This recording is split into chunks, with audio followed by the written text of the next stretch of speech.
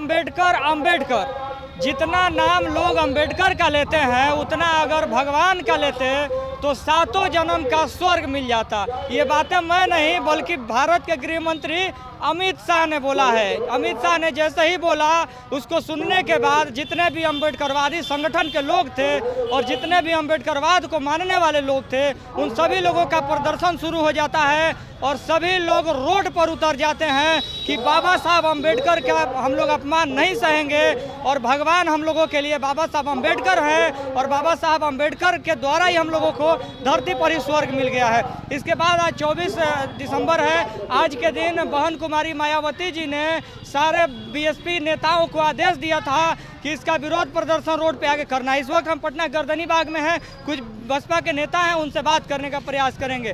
क्या नाम है सर?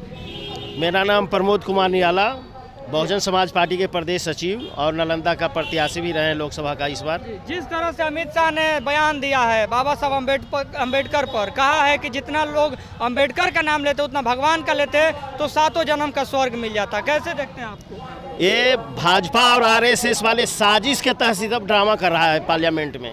पार्लियामेंट में यदि हमारे समाज के लोग आज से 10 वर्ष पहले 15 वर्ष पहले जो काशीराम आंदोलन चलाए थे गांव-गांव में जाकर, बाबा साहब के मिशनरी डॉक्टर लोही बाबा साहब के मिशनरी और क्या बोलता है हमारे जितने भी बहुजन महापुरुष थे, पेरियार ललाई सिंह, ऐसे ऐसे महापुरुषों का जो बात उन्होंने बताया था, यदि आज बात सुन लिया होता जनता तो जनता आज बोलने का मौका नहीं देती अमित शाह को। अमित शाह शायद भूल गए हैं कि जब ब्राह्मण राज था तो इनको नीच समझ करके, अछूत समझ करके इनकी माँ बहनें जब जतरा पर मिल जाता था सवर्णों को तो कहता था कि तेली जब तक मुस्केगा नहीं हमारा जतरा बनेगा नहीं। यानी इस लोग मुस्काने लायक था, ऐसे लोग थे। लोग तेली को देखने से जतरा खराब होता था। आज ब्राह्मण लोग बहुजन और हमारे बाबा साहब के मिशनरी और पेरियार ललाई सिंह यादव के मिशनरी को कमजोर करने के लिए आज नकली जो पिछड़ी जाति के लोग हैं, मोदी जी और अमित शाह जो है बोल रहे हैं वोट लेना रहता है। ये लोग हमारे बहुजन समाज को तोड़ करके हिंदू राष्ट्र बनाने का नाम पर हिंदू कह करके ये लोग वोट लेता है। और जब हम लोग को सताने का बात रहता है तो कहता है तुम लोग नीच है, तुम लोग ब्राह्मणवादी के नीचे खेमे के आदमी हो, तुम लोग अछूत हो। आज वही हमारे महापुरुषों को किया है। शायद आज काशीराम पार्लियामेंट में होते तो अमित शाह के दादा भी आवाज नहीं उठा पाता जो आज इस तरह से बाबा साहब को अपमानित करने का काम क्या है। यदि ये बाबा साहब के बारे में यदि आज ये बोला है अमित शाह तो इसका दोषी मुलायम सिंह का बेटा भी है, लालू यादव का वंश भी है जो पार्लियामेंट में बहुजन के वोट लेकर वहां पहुंचा है। ये लोग कारण है, ये लोग पेरियार ललाई सिंह को भी अपमानित किया है, इसीलिए आज बाबा साहब को अपमानित करते ये लोग देख रहा है। वोट लेना रहता है, बहुजन की बात करता है और जब बहुजन के नेता को, बहुजन के महापुरुष को, बहुजन के देवता के रूप में आए बाबा साहब को जब अपमानित करता है ये लोग मजाक बुझता है। ये लोग सत्ता में सिर्फ जाना चाहता है। और दूसरी तरफ ये भी कहा था भाजपा के लोगों ने कि कांग्रेस ने भी अपमानित किया। कांग्रेस में कौन लोग थे?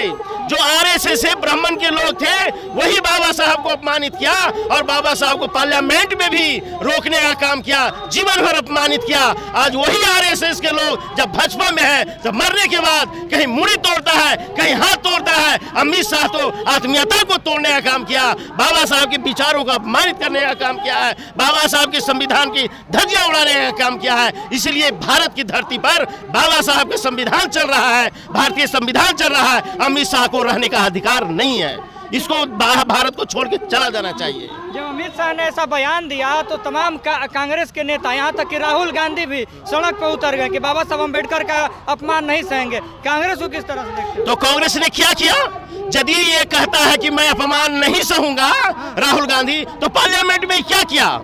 पार्लियामेंट में क्या कर रहा था जिसमें बाबा साहब को अपमानित करने का काम कर रहा था? ये बहुजन के वोट लेने के लिए फील्ड में जाता है तो बाबा साहब का संविधान दिखाता है और पार्लियामेंट में भी कह रहा है कि हम लोग बाबा साहब के अपमान को नहीं सहेंगे। तो तुमने क्या कहा भाई? अमित शाह को उसमें गर्दन क्यों नहीं पकड़ा? यदि मायावती होती तो बर्दाश्त नहीं करती, बहुत बात बढ़ गया होता। यदि बहुजन के लोग कोई होते, बहुजन समाज पार्टी का कोई पार्लियामेंट में होता, मैं भी होता तो गर्दन पकड़कर मचोड़ देने का काम करता। बाबा साहब का अपमान नहीं सहने का काम करता।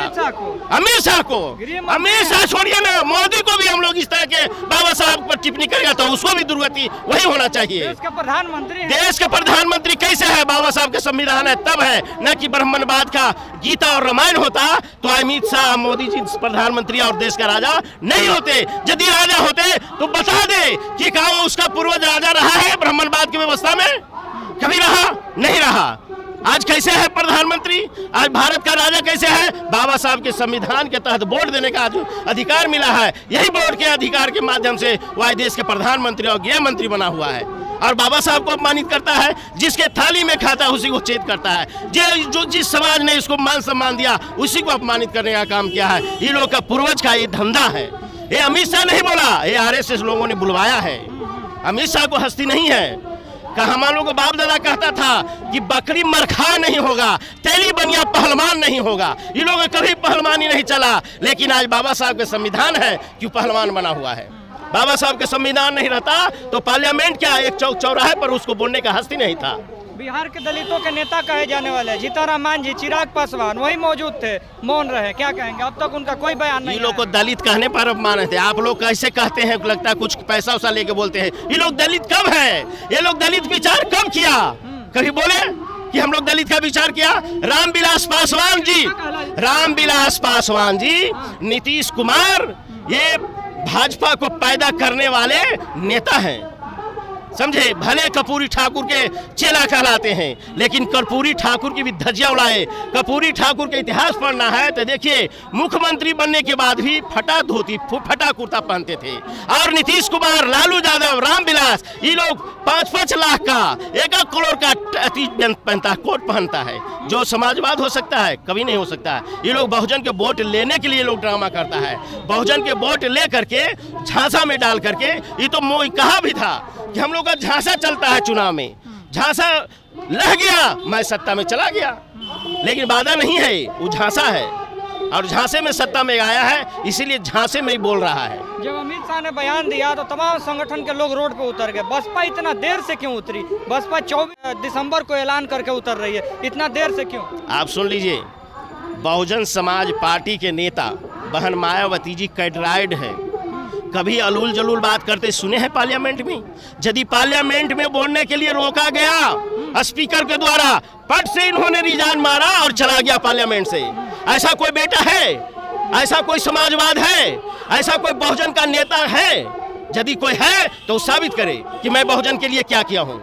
बहन मायावती जी इतना बड़ा त्याग किए हैं, इतना बड़ा त्याग किए हैं। उस त्याग के लिए, उस पद पर जाने के लिए एड़ी चोटी करता रहता है। रामविलास पासवान जी चरण चूमे हैं भाजपा को, वाजपेयी जी को मंत्री बनने के लिए, तब जाके मंत्री बने हैं। आज उनका बेटा चिराग जो है कहता मैं हनुमान बना हूँ। किसका हनुमान बना हुआ है? मोदी का हनुमान। तो मोदी राम है।